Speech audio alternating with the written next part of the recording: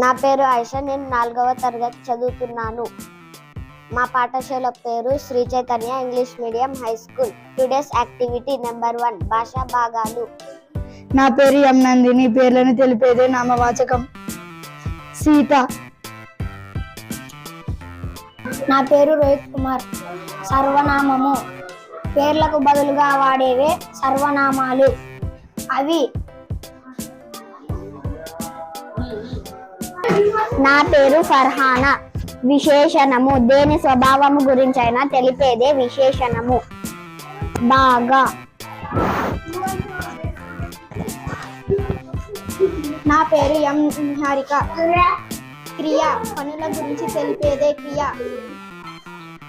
పాడుతుంది. నా పేరు పి హరీష్. అవ్యయములు.